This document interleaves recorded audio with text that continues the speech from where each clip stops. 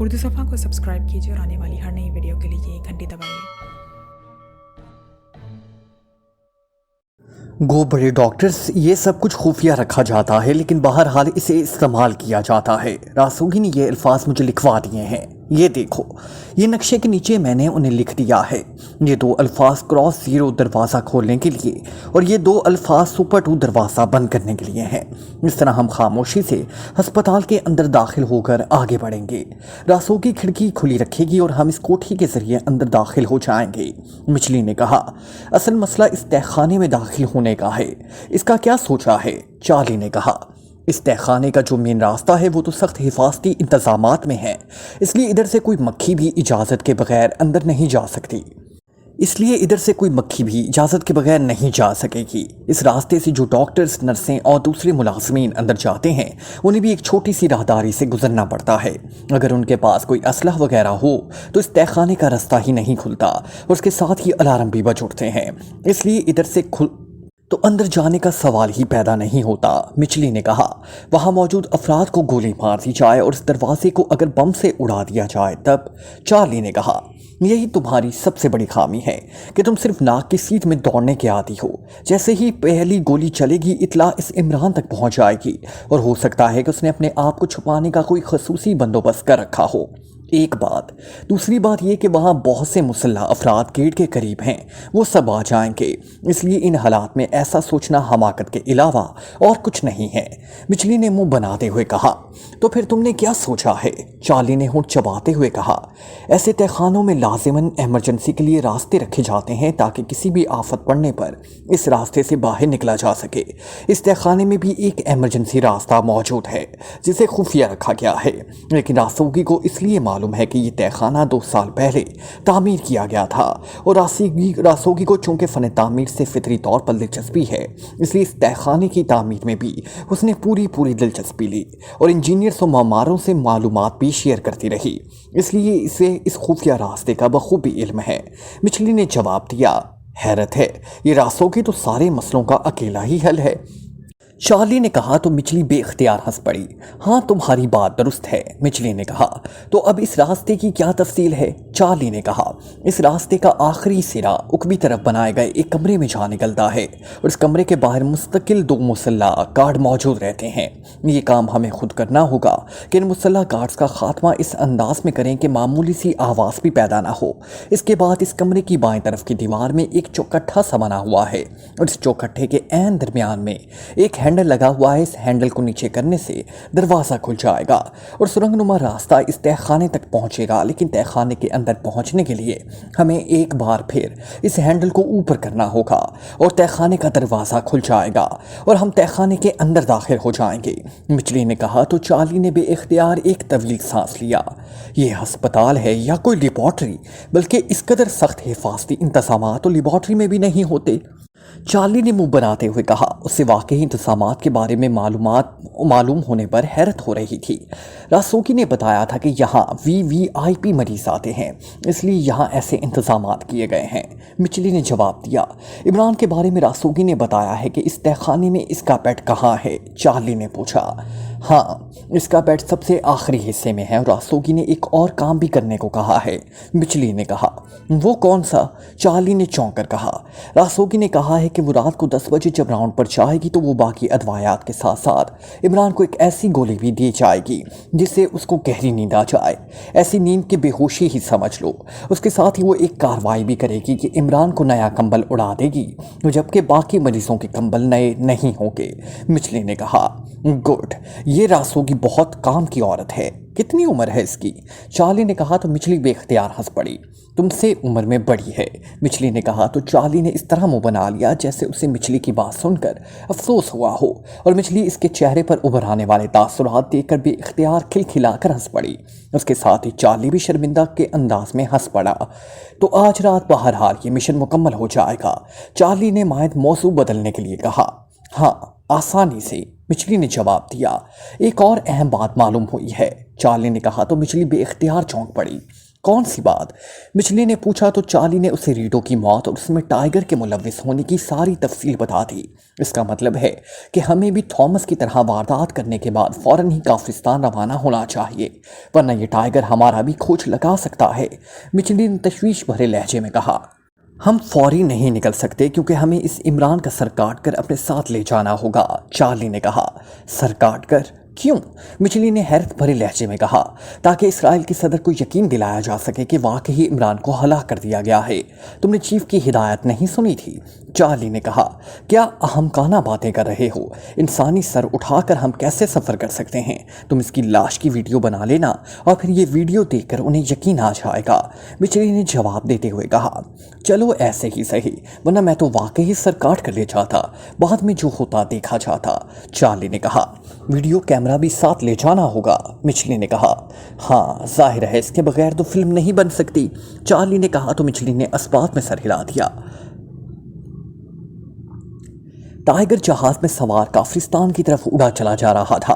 उसने रीडो से मालूमात हासिल करने के बाद उसे हलाक करके वहीं पुराने से मकबरे के अंदर ही छोड़ दिया था। फिर वो रिपोर्ट देने के लिए अस्पताल इमरान के पास पहुंच गया। उसने जब तमाम सूरत हाल इमरान को बताई तो पहले तो इमरान ने उसे थॉमस के पीछे जाने से ये कहकर रोक दिया कि इसके पीछे जाने की ज़रूरत नहीं है, ताकि ये तासुर कायम रहे कि थॉमस ने इमरान को हलाक कर दिया है, और अगर इसने थॉमस के खिलाफ कोई कार्रवाई की तो उसे उन्हें शुबा हो जाएगा कि इमरान हलाक नहीं हुआ। लेकिन टाइगर ने जिद करते हुए इमरान से जब ये कहा कि अगर थॉमस के खिलाफ कोई कार्रवाई पाक एशिया में की जाती तो फिर तो तासुर लिया जा सकता था कि वो अपना मिशन मुकम्मल नहीं कर सका।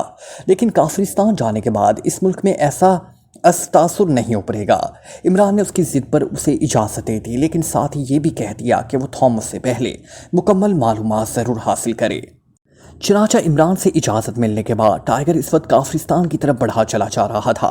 जहाज़ की नशिस्त पर वो बड़े इत्मीनान से बैठा हुआ था। इसकी साइड सीट पर एक नौजवान लड़की बैठी हुई थी, लेकिन जब से जहाज़ ने पाक एशिया से फ्लाई किया था अब तक वो लड़की एक रिसाला पढ़ने में मसरूफ़ थी, और टाइगर ने भी उसकी तरफ कोई तवज्जो ना की थी। उसकी तमाम तर तवज्जो थॉमस पर ही मरकूज़ थी, और उसका बस नहीं चल रहा था कि वो एक लम्हे से भी कम वक्त में थॉमस के सर पर पहुँच जाए और उसकी गर्दन तोड़कर उसे इमरान साहब पर हमला करने की सजा दे सके। आप पाकिस्तानी हैं या काफिस्तानी? अचानक उसके कानों में साथ बैठी हुई लड़की की आवाज़ पड़ी तो वो बेख्तियार चौंक पड़ा। आपको ये पूछने की ज़रूरत क्यों महसूस हुई? टाइगर ने इस तरह मुंह बनाते हुए कहा जैसे इस लड़की ने इसके ख्यालात में मुदाखलत करके उसे डिस्टर्ब किया हो। इसलिए कि अगर आप पाकिस्तानी हैं तो मैं आपसे दरख्वास्त करूंगी कि पहले अपना तारुफ करा दें और फिर मैं अपना तारुफ कराऊं, क्योंकि पाकिस्तान में यही असूलाज है कि मर्द अपना तारुफ पहले कराता है, जबकि काफिस्तान में औरत पहले अपना तारुफ कराती है। लड़की ने मुस्कुराते हुए कहा, ना मुझे आपसे तारुफ चाहिए और ना ही मैं अपना तारुफ कराने की ज़रूरत महसूस करता हूँ। आप प्लीज़ मुझे डिस्टर्ब ना कीजिए, टाइगर ने इंतहाई रूखे लहजे में कहा, और खिड़की से बाहर इस तरह दिखने लगा जैसे वो दानिस्ता इस लड़की को नज़रअंदाज कर रहा हो। क्या वाकई आम इखलाक भी नहीं जानते? वैसे मैंने आपसे ज़्यादा बद इखलाक आदमी पहले कभी नहीं देखा। क्या आपको ख़वातीन से बात करना किसी ने नहीं सिखाया? लड़की ने इंतहाई गुस्से लहजे में कहा। आपका क्या मसला है? अगर मैं इखलाक नहीं जानता तो ये मेरा मसला है, आपका नहीं। टाइगर का लहजा और ज़्यादा रूखा हो गया। वो ऐसी क्यों से वैसे भी एलर्जिक रहता था जो ख्वामख्वाह गले का हार बनने की कोशिश करती हैं, और वैसे भी टाइगर को मालूम था कि उसने काफिस्तान पहुंचते ही शारिंग होटल पहुंचकर इस थॉमस को तलाश करके उसे दो दो हाथ करने हैं, जबकि ये लड़की लामहला उसके साथ टैक्सी में बैठने और फिर शायद होटल तक जाने की भी कोशिश करे। इस तरह टाइगर उलझ कर रह जाता। इसलिए वो गिरबाए कश्तने ज़ोज़वाल की मजाक लड़की से भी जान छुड़ाना चाहता था। ये सिर्फ आपका मसला नहीं है, बद इखलाकी सबका मसला होता है, लड़की ने गुस्सेले लहजे में कहा। तो टाइगर ने बेख्तियार होंठ मींचे और खामोश रहा। उसने दानिस्ता कुछ जवाब ना दिया था ताकि लड़की खामोश हो जाए। मेरा नाम राफिया है। चंद लम्हों की खामोशी के बाद लड़की ने टाइगर से मुखातिब होकर कहा, और इस बार उसका लहजा ऐसे था जैसे टाइगर उसके दरमियान पहली बार बात हो रही हो। अच्छा नाम है, टाइगर ने पहले की तरह रूखे लहजे में जवाब दिया। और आपका क्या नाम है? माँ बाप ने नाम भी रखा है या आप आज तक बगैर नाम ही के जिंदा चले आ रहे हैं? लड़की ने कहा। तो टाइगर उसकी टाइप समझ गया। ऐसी लड़कियां ज़बरदस्ती गले का हार बनने की कोशिश करती हैं। शायद ये उनका कोई नफ्सियाती प्रॉब्लम होता है, लेकिन ये ज़रूरी नहीं होता कि ऐसी लड़कियां गलत ख्यालात की हामिल हों या कमज़ोर किरदार की मालिक हों। इसलिए टाइगर के जहन में लड़के के बारे में ऐसा कोई ख्याल ना आया था। لیکن وہ لڑکی زبردستی بات چیت کرنے پر الرجک ہو رہا تھا۔ میرا نام رضوان ہے، ٹائیگر نے ایک طویل سانس لیتے ہوئے کہا، کیونکہ اس نے محسوس کر لیا تھا کہ لڑکی آسانی سے باز نہیں آئے گی۔ واہ، یعنی جنت کا دربان، پھر تو آپ سے اجازت لے کر ہی جنت میں داخل ہوا جا سکے گا، لڑکی نے مسکراتے ہوئے کہا۔ میں حوروں کو جنت سے باہر جانے سے روکنے کے لیے مقرر کیا جاؤں گا، حوروں کی جنت میں داخلے میں رکاوٹ ڈالنے پر نہیں، ٹائیگر نے جواب دیا تو لڑکی بے اختیار ہنس پڑی۔ حیرت ہے کہ آپ جیسے آدمی کو اتنی گہری بات کرنے کا ڈھنگ آتا ہے، لڑکی نے مسکراتے ہوئے کہا۔ میرے خیال میں آپ کی نفسیاتی گرہ اب کھل چکی ہے، اس لیے کیا یہ بہتر نہیں کہ اب آپ خاموش ہو جائیں؟ ٹائیگر نے کہا تو لڑکی اس بار کھلکھلا کر ہنس پڑی۔ تو آپ کے نقطۂ نظر سے میں پاگل ہوں؟ ابھی آپ نے مجھے حور کہا تھا، اب پاگل کہہ دیا، لڑکی نے ہنستے ہوئے کہا۔ ضروری نہیں کہ نفسیاتی کمپلیکس میں مبتلا لوگ پاگل ہوں، پاگلوں کی تعریف اور ہوتی ہے، ٹائیگر نے جواب دیا۔ اچھا، تو پاگلوں کی بھی تعریف کی جاتی ہے؟ حیرت ہے، لڑکی نے ایک اور زاویے سے بات کرتے ہوئے کہا، اور اس کی اس گہری بات پر ٹائیگر نہ چاہنے کے باوجود ہنس پڑا۔ تو آپ کو ہنسنا بھی آتا ہے، اس کا مطلب ہے کہ آپ نارمل آدمی ہیں۔ میں سمجھی تھی کہ شاید آپ کسی اور سیارے سے آئے ہیں، رافیہ نے مسکراتے ہوئے کہا۔ کاش کسی اور سیارے سے آیا ہوتا تو اس طرح آپ کے ساتھ والی سیٹ پر بیٹھنے پر مجبور تو نہ ہوتا، ٹائیگر نے کہا تو اس بار لڑکی بے اختیار ہنس پڑی۔ آپ واقعی ناراض ہو گئے ہیں؟ آئی ایم سوری، میں تو صرف یہ جاننا چاہتی تھی کہ آپ اتنے الجھے ہوئے کیوں ہیں، رافیہ نے کہا تو ٹائیگر بے اختیار چونک پڑا۔ الجھے ہوئے؟ کیا مطلب؟ مجھے کیا الجھن ہو سکتی ہے؟ ٹائیگر نے منہ بناتے ہوئے کہا۔ آپ بیٹھے بڑبڑا رہے تھے، آپ نے کئی بار شارنگ اور کئی بار تھامس کا نام لیا، آپ کی پیشانی پر شدید الجھن کے تاثرات نمایاں تھے، اور میں نے نفسیات میں ڈاکٹریٹ کی ہوئی ہے، رافیہ نے کہا تو ٹائیگر بے اختیار مسکرا دیا۔ بغیر کسی پریکٹیکل کے صرف تھیوری پڑھ کر آپ کو ڈاکٹریٹ کی ڈگری دے دی گئی تھی، ٹائیگر نے کہا تو ویسے وہ دل ہی دل میں خود پر غصہ کھا رہا تھا، کیونکہ اسے یاد تھا کہ وہ سیٹ سے سر ٹکائے آنکھیں بند کیے ہوئے شارنگ ہوٹل اور تھامس کے بارے میں ہی سوچ رہا تھا۔ ہو سکتا ہے کہ وہ لاشعوری طور پر بڑبڑایا ہو، اور اس کی بڑبڑاہٹ اتنی واضح ہو کہ رافیہ نے باقاعدہ الفاظ سن لیے۔ اس کی نقطۂ نظر سے ایسا نہیں ہونا چاہیے تھا، کیونکہ یہ الفاظ اس کے لیے کسی بھی لمحے خطرناک بھی ثابت ہو سکتے تھے۔ کیا مطلب؟ اس بار رافیہ نے الجھے ہوئے لہجے میں کہا۔ مطلب یہ کہ تھیوری پڑھنے کے بعد اب آپ پریکٹیکل کر رہی ہیں، اور پہلا تجربہ آپ نے مجھ پر کیا ہے، ٹائیگر نے کہا تو رافیہ بے اختیار ہنس پڑی۔ آپ ایسا ہی سمجھ لیں، ویسے اگر آپ کو اعتراض نہ ہو تو میں مزید تجزیہ کر کے آپ کو بتا سکتی ہوں کہ آپ شارنگ ہوٹل میں کسی تھامس سے ملنے جا رہے ہیں، رافیہ نے کہا تو ٹائیگر اس طرح اسے دیکھنے لگا جیسے اس کا خیال ہو کہ رافیہ دانستہ یہ باتیں کر رہی ہو، اور مزید یہ بھی بتا سکتی ہوں کہ تھامس سے آپ کی ملاقات دوستانہ نہیں ہوگی، رافیہ اپنی دھن میں بولے جا رہی تھی۔ یہ سب آپ کیا کہہ رہی ہیں؟ ٹائیگر نے ہونٹ چباتے ہوئے خشک لہجے میں کہا۔ اور یہ بھی بتا سکتی ہوں کہ آپ کا تعلق پاکیشیائی انڈر ورلڈ سے ہے، رافیہ نے کہا تو اس بار ٹائیگر کے چہرے پر سختی کے تاثرات ابھر آئے تھے، کیونکہ وہ ذہنی طور پر اس نتیجے پر پہنچ گیا تھا کہ رافیہ کا تعلق بھی اس کے دشمنوں سے ہے۔ اب آپ خود ہی بتا دیں کہ آپ دراصل ہیں کون، ٹائیگر نے قدرے غراتے ہوئے کہا تو رافیہ بے اختیار ہنس پڑی۔ تو آپ سمجھ رہے ہیں کہ میں آپ کی دشمن ہوں؟ ایسی بات نہیں ہے، میں نے جو کچھ آپ کو بتایا ہے یہ سب آپ کے چہرے انداز اور آپ کی باتوں سے میں نے اٹینڈ کیا ہے۔ اب میں آپ سے تفصیل بتا دیتی ہوں، کیونکہ میں دیکھ رہی ہوں کہ آپ کسی بھی لمحے یا تو پسٹل نکال کر مجھے شوٹ کر دیں گے یا مجھے اٹھا کر جہاز سے نیچے پھینک دیں گے، چاہے اس کے لیے آپ کو جہاز کی کھڑکی کیوں نہ توڑنی پڑے، رافیہ نے مسکراتے ہوئے کہا تو ٹائیگر نے بے اختیار ایک طویل سانس لیا۔ اس کی سمجھ میں واقعی یہ لڑکی نہ آ رہی تھی، پہلے وہ اسے زبردستی گلے کا ہار بننے والی لڑکی سمجھتا رہا، اور اب یہ لڑکی اسے پوری اصرار محسوس ہو رہی تھی۔ دیکھیں، میں کافرستان آتی جاتی رہتی ہوں، اور مجھے معلوم ہے کہ شارنگ کافرستانی دارالحکومت کا معروف ہوٹل ہے، لیکن مجھے یہ بھی معلوم ہے کہ شارنگ ہوٹل زیر زمین دنیا کا سب سے بڑا اڈا ہے۔ اس کے مالک اور جنرل مینیجر شارنگ کا تعلق بھی انڈر ورلڈ سے ہے، اور پاکیشیائی انڈر ورلڈ سے بھی اس کے گہرے تعلقات ہیں۔ اس لیے اگر آپ شارنگ ہوٹل جا رہے ہیں اور بے حد الجھے ہوئے ہیں تو لامحالہ آپ جو کچھ کرنے جا رہے ہیں اس کا تعلق انڈر ورلڈ سے ہی ہو سکتا ہے، اور انڈر ورلڈ میں ایسی مومنٹ وہی کر سکتا ہے جس کا خود تعلق انڈر ورلڈ سے ہو۔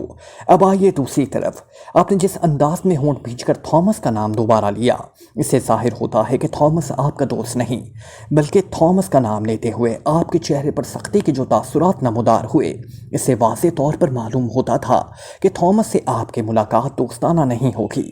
رافیہ نے باقاعدہ تجزیہ کرتے ہوئے کہا اور ٹائیگر نے بھی اختیار ایک طویل سانس لیا۔ ویسے ایک بات اور بتا دوں کہ آپ مجھ پر اعتماد کریں تو میں آپ کے کام بھی آ سکتی ہوں، کیونکہ میرا تعلق ایک NGO سے ہے جو جرائم کی دنیا میں پھنسے ہوئے لوگوں کی مدد کرتی ہے۔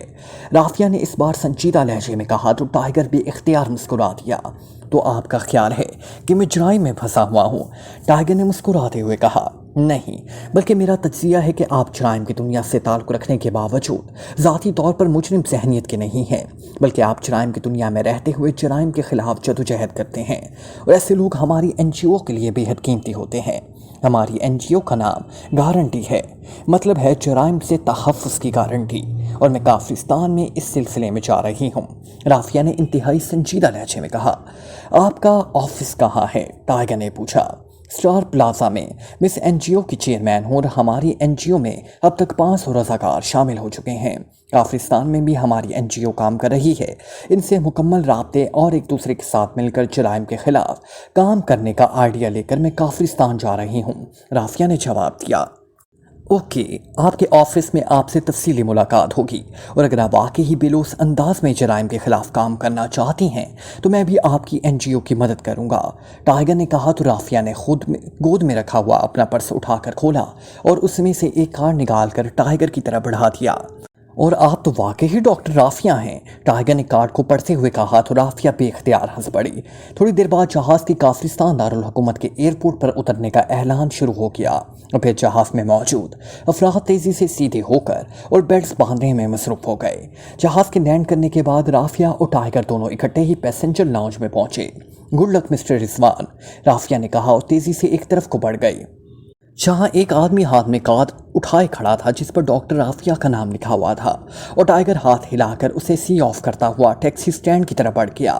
ویسے وہ اس لڑکی کی ذہانت اور اس کے انداز سے واقعی بے حد متاثر ہوا تھا، لیکن اس نے یہ فیصلہ بھی کر لیا تھا کہ پاکیشیا واپس جا کر وہ اس NGO کے بارے میں تفصیلی معلومات حاصل کرے گا، کیونکہ یہ NGO صرف ایک پردے کے طور پر سامنے لائے گئی، یا واقعی یہ لوگ جرائم کی دلدل سے نکالنے کے لیے بے لوث انداز میں کام کر رہے ہیں۔ ٹیکسی میں بیٹھ کر اس نے ڈرائیور کو شارنگ ہوٹل جانے کا کہا تو ڈرائیور نے چونک کر اسے دیکھا، پھر ایک طویل سانس لے کر اس نے گردن موڑی اور ٹیکسی سٹارٹ کر کے آگے بڑھا دی۔ ٹائیگر خاموش رہا کیونکہ وہ سمجھ گیا تھا کہ ڈرائیور نے کیوں اس انداز کا اظہار کیا ہے، کیونکہ اسے یہ بھی معلوم تھا کہ شارنگ ہوٹل انتہائی بدنام جرائم پیشہ افراد کا گھر سمجھا جاتا تھا، اور جرائم سے ہٹ کر بہت کم افراد اس ہوٹل کا رخ کرتے ہیں، لیکن ٹائیگر وہاں اکثر آتا جاتا رہتا تھا، اس لیے اسے اس بات کی پرواہ نہ تھی۔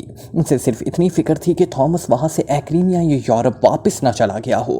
اس نے پاکیشیا سے روانگی سے پہلے فون پر تھامس کے بارے میں معلومات حاصل کرنے کی کوشش بھی کی، لیکن اسے بتایا گیا کہ تھامس نام کا کوئی غیر ملکی ہوٹل میں رہائش پذیر نہیں ہے، تو ٹائیگر سمجھ گیا تھا کہ تھامس نے وہاں اپنا نام تبدیل کر لیا ہوگا، اسے وہاں تلاش کرنا پڑے گا۔ وہ اس نے ریڈو سے تھامس کا حلیہ اور قدوقامت کے بارے میں بھی معلوم کر لیا تھا، لیکن اسے معلوم تھا کہ تھامس تربیت یافتہ ایجنٹ ہے، اور ہو سکتا ہے کہ اس نے میک اپ کر لیا ہو یا پہلے ہی میک اپ میں ہو اور اب پھر اس نے میک اپ تبدیل کر لیا ہو، لیکن اسے اپنے آپ پر اعتماد تھا، اسے بہرحال ٹریس کر لے گا۔ آدھی رات سے زیادہ وقت گزر چکا تھا جب چارلی اور مچلی کی کار مخصوص پارکنگ میں پہنچ کر رک گئی۔ پارکنگ اس قدر تقریباً خالی تھی، البتہ اکا دکا کاریں کونوں میں کھڑی نظر آ رہی تھی۔ ان کی پوزیشن اور حالت دیکھ کر یہ اندازہ ہوتا تھا کہ یہ کاریں کافی دنوں سے وہاں موجود ہیں۔ ہم راسوگی پر مکمل انحصار کر رہے ہیں مچلی، ایسا نہ ہو کہ وہ ڈبل کراس کر جائے، چارلی نے کار سے نیچے اترتے ہوئے کہا۔ ہاں، ایسا ہو سکتا ہے، ہمیں بہرحال محتاط رہنا پڑے گا، لیکن اس کے علاوہ اور کوئی راستہ تو نہیں ہے، مچلی نے جواب دیتے ہوئے کہا۔ اس وقت کار لاک کر رہی تھی۔ وہ دونوں سیاہ لیدر جیکٹس اور جینز پہنے ہوئے تھے، پیروں میں لیدر سول جوتے تھے۔ مچلی کی جیب میں مشین پسٹل تھا، جبکہ چارلی کی جیبوں میں مشین پسٹل کے ساتھ ساتھ انتہائی حساس اسلحہ بھی تھا۔ یہ اسلحہ اس نے کسی بھی امکانی رکاوٹ کو دور کرنے کے لیے جیبوں میں رکھا ہوا تھا۔ یہ اس کی عادت تھی کہ جب بھی وہ کسی مشن پر کام کرتا تو انتہائی حساس اسلحہ ہمیشہ اپنے پاس رکھتا تھا، ضرورت پڑنے پر اسے بے طریق استعمال کرتا تھا۔ وہ مچلی نے اسے جو کچھ بتایا تھا، اس لحاظ سے انہیں عمران تک پہنچنے میں بظاہر کوئی رکاوٹ نہیں آ رہی تھی۔ लेकिन फिर भी उसने हसास असला अपनी जेबों में रखा हुआ था। पार्किंग से निकलकर वो इस कोठी की तरफ बढ़े चले गए जिसमें स्पेशल अस्पताल कायम किया गया था और जहां उनका टारगेट इमरान मौजूद था। एक साइड रोड क्रॉस करके थोड़ी देर बाद वो अस्पताल के उक में आ गए। अस्पताल की चार दीवारी वाकई किसी किले की फसील की तरह ऊंची थी और इस पर इंतहाई सख्त और जदीद तरीन इंतजामात किए गए थे। लेकिन वो दोनों खामोशी से आगे बढ़ते हुए इस उकबी दीवार के सामने पहुंच गए। इस वक्त वहाँ इधर उधर कोई आदमी नजर न आ रहा था। अब वो दरवाज़ा कहाँ होगा? इस कदर अंधेरे में तो कुछ नजर ही नहीं आ रहा। चार्ली ने बड़बड़ाते हुए कहा, यहाँ टॉर्च ना चलाना, वहाँ हम किसी भी तरफ से मार किए जा सकते हैं। मिचली ने कहा, तो मुझे अहमक समझती हो? चार्ली ने घुर्राते हुए कहा। इसे शायद मिचली की इस बात पर गुस्सा आ गया था। एहतियातन कह रही हूँ, मिचली ने कहा और फिर आगे बढ़कर इसने दीवार को अपनी मुड़ी हुई उंगली से इस तरह खटखटाया जैसे दीवार की बजाय किसी दरवाजे पर दस्तक दे रही हो। फिर वो इस तरह मुड़ी हुई उंगली से दीवार को खटखटाती हुई आगे बढ़ी चली गई। फिर अचानक एक जगह पर रुक गई। उसने चार्ली की तरफ देखते हुए इस अंदाज में सर हिलाया जैसे कह रही हो कि उसने मकसद पा लिया है। चार्ली जो पहले वाली जगह पर खड़ा था उसकी तरफ बढ़ गया।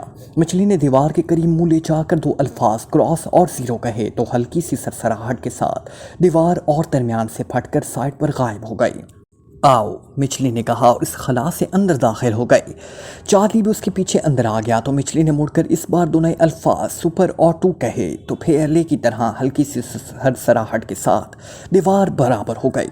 अंधेरे के बावजूद चूंकि उनकी आंखें अंधेरे की आदी हो चुकी थी इसलिए उन्हें अब खासी हद तक हर चीज़ वाज़ेह तौर पर नजर आने लग गई। दीवार बराबर होने के बाद वो दोनों मुड़े।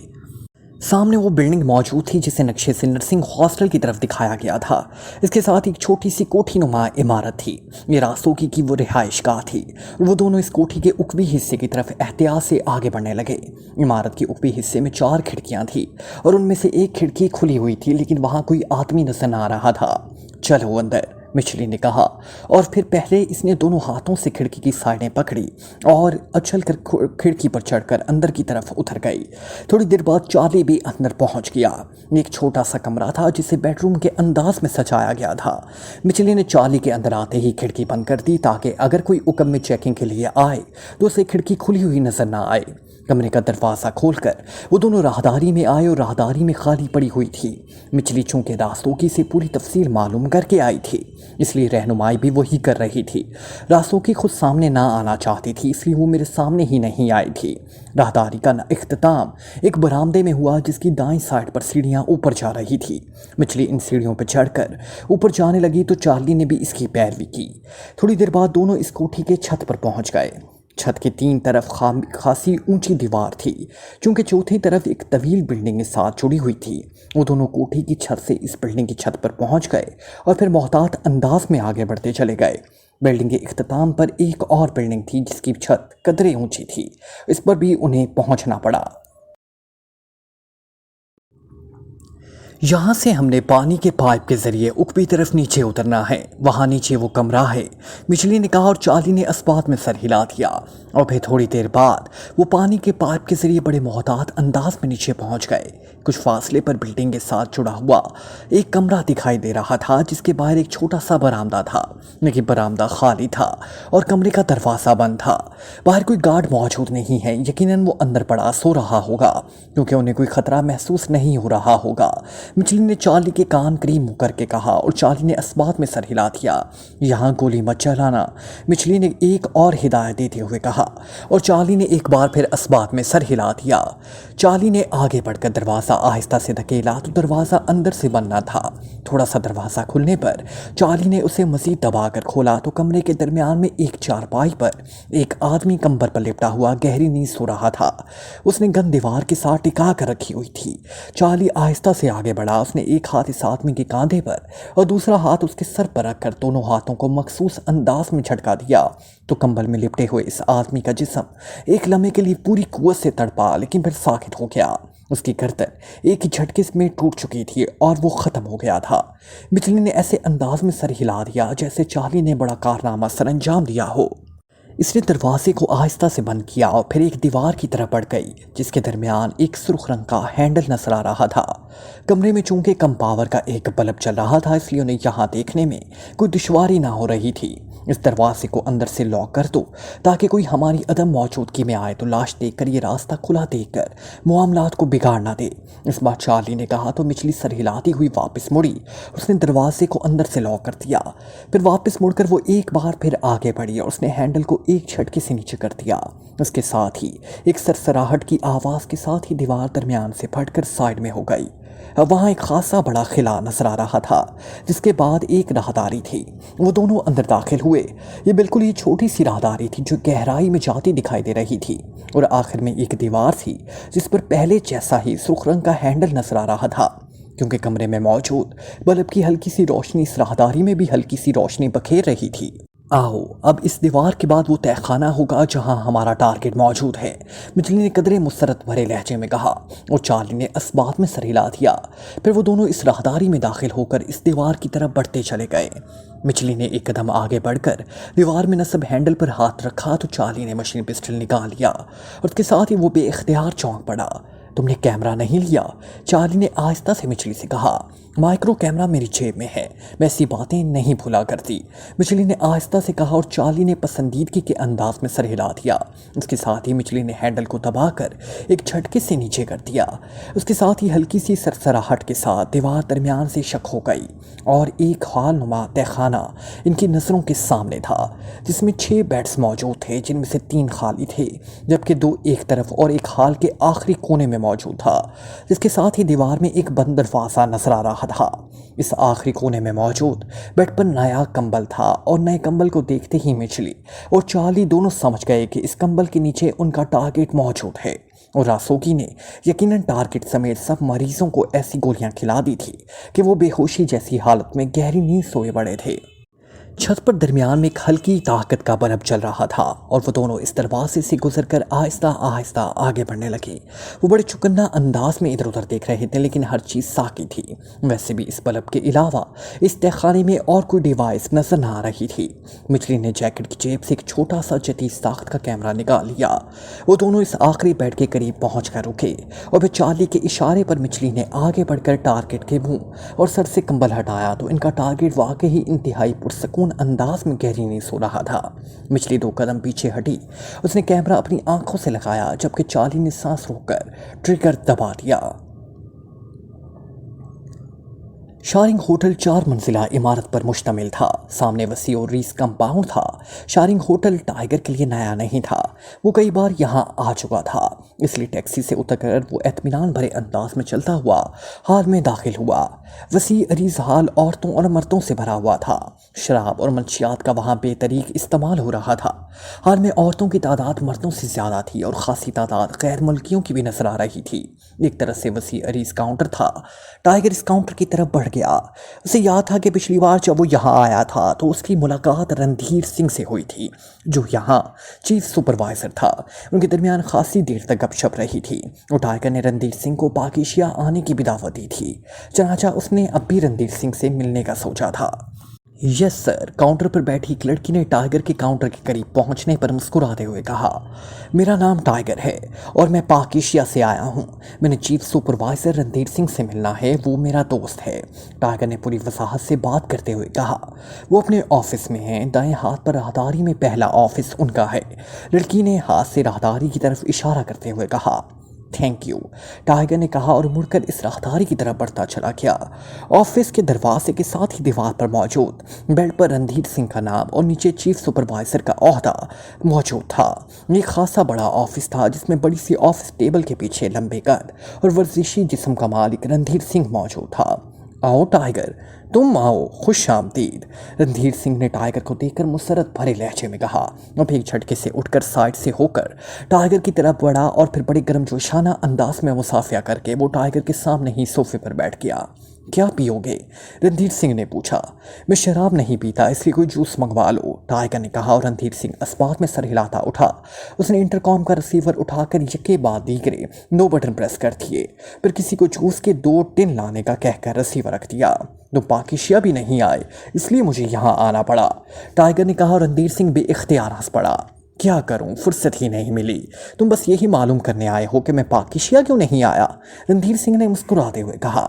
ہاں، پہلی بات یہی ہے، ٹائیگر نے کہا تو رندھیر سنگھ بے اختیار کھلکھلا کر ہنس پڑا۔ क्या करूं, फुर्सत ही नहीं मिल रही। और दूसरी बात, रणधीर सिंह ने हंसते हुए कहा तो टाइगर ने कोट की अंदरूनी जेब से बड़े नोटों की एक गड्डी निकाली और उसे रणधीर सिंह की तरफ उछाल दिया। ये क्या है? रणधीर सिंह ने भी इख्तियार गड्डी को कैच करते हुए कहा। अपनी जेब में डालो, ये तुम्हारे लिए है। टाइगर ने मुस्कुराते हुए कहा, मगर रणधीर सिंह ने कदरे हिचकिचाते हुए कहा, मैं कह रहा हूँ इसे जेब में डालो। टाइगर ने जोर देकर कहा तो रणजीत सिंह ने गड्डी जेब में डाल ली। पर इससे पहले कि मजीद कोई बात होती, दरवाज़ा खुला और एक नौजवान वेटर अंदर दाखिल हुआ। इसने एक ट्रे उठा रखी थी जिसमें जूस के 2 टिन रखे हुए थे। इसने एक टिन टाइगर के सामने और दूसरा रणधीर सिंह के सामने रखा और फिर खाली ट्रे उठाए वो कमरे से बाहर चला गया। लो, रणधीर सिंह अपने सामने रखे टिन को उठाते हुए कहा और टाइगर ने भी इस्बात में सर हिलाते हुए सामने पड़ा हुआ जूस का टिन उठाया और फिर उसे खोलकर इसने इसमें स्ट्रॉ डाला और सिप करने लगा। हाँ, अब बताओ किस बात की रकम है? रणधीर सिंह ने टिन खाली करके एक साइड पर पड़ी मिनी बास्केट में उछालते हुए कहा। तुम्हें मालूम है कि मैं मुख्तलिफ बड़ी पार्टियों के लिए ट्रेसिंग का काम भी करता हूँ, टाइगर ने कहा। हाँ, तुमने बताया था, रणधीर सिंह ने जवाब दिया। एक एक्रीमियन जिसका नाम थॉमस था यहाँ शारिंग होटल आकर ठहरा था। मैंने उसे ट्रेस करके अपनी पार्टी को रिपोर्ट देनी है। ये रकम इस सिलसिले में है, टाइगर ने कहा। थॉमस एक्रीमियन? लेकिन यहाँ तो कई एक्रीमियंस आते रहते हैं और थॉमस भी आम सा नाम है। इसका हुलिया वगैरह ये कोई ख़ास बात? रणधीर सिंह ने कहा। वो एजेंट है इसलिए मेकअप भी कर सकता है। अलबत्ता इसका कदो-कामत बता देता हूँ, टाइगर ने कहा। उसके साथ ही रीडो से उसने कदो-कामत की जो तफसील मालूम की थी वो उसने बता दी। एक बात और कि वो पाकिस्तान से चार्टर्ड तैयारे के ज़रिए काफरिस्तान आया था और आया भी रात को था, टाइगर ने कहा। और कुछ? रणधीर सिंह ने कहा। हाँ, एक बात और कि उसे पाकिस्तान में यहाँ रीडो ने भिजवाया था, टाइगर ने कहा। तो रणधीर सिंह चौंक पड़ा। हाँ, अब बात बन गई। इस थॉमस को एयरपोर्ट से लेने के लिए मैंने ही कार भिजवाई थी। वो 2 रोज़ यहाँ रहा, उसके बाद वो एक प्राइवेट रिहाइशगाह में शिफ्ट हो गया और अभी तक वहाँ मौजूद है, रणधीर सिंह ने कहा। कहाँ? टाइगर ने पूछा।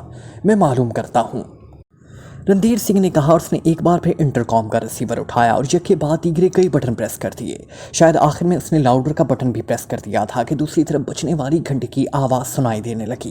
क्रिश्चियन बोल रहा हूँ। चंद लम्हों बाद रिसीवर उठाए जाने के बाद एक मर्दाना आवाज़ सुनाई थी। रणधीर सिंह बोल रहा हूँ क्रिश्चियन, रणधीर सिंह ने कहा। यस बॉस, कोई हुक्म? दूसरी तरफ से मौतबाना लहजे में कहा गया। तुमने रीडो के मेहमान एक्रीमियन को प्राइवेट रिहाइशगाह मुहैया करवाई थी, क्या तफसील है उसकी? रणधीर सिंह ने कहा। बाटी कॉलोनी कोठी नंबर 12A, दूसरी तरफ से कहा गया। ओके शुक्रिया, रणधीर सिंह ने कहा और रिसीवर रख दिया। इसका फ़ोन नंबर भी मालूम कर लेना था, टाइगर ने कहा। क्रिश्चियन से पूछता तो वो ख्वामख्वाह मशकूक हो जाता, रणधीर सिंह ने कहा। और इस बार फ़ोन का रिसीवर उठाकर इसने इंक्वायरी के नंबर प्रेस कर दिए। Yes, inquiry please. राब्ता कायम होते ही एक नुस्वानी आवाज़ सुनाई थी। बाटूटी कॉलोनी की कोठी नंबर 12A में फ़ोन नंबर बता दीजिए, रणधीर सिंह ने कहा। किसके नाम कोठी है? दूसरी तरफ से पूछा गया। ये मुझे मालूम नहीं, सिर्फ कोठी का नंबर और कॉलोनी का नाम मालूम है, रणधीर सिंह ने कहा। ओके, होल्ड करें, मैं कंप्यूटर से मालूम करके बताती हूँ, दूसरी तरफ से कहा गया। चूँकि इस बार भी रणधीर सिंह ने आखिर में लाउडर का बटन प्रेस कर दिया था, इसलिए दूसरी तरफ से आने वाली आवाज़ टाइगर बखूबी सुन रहा था।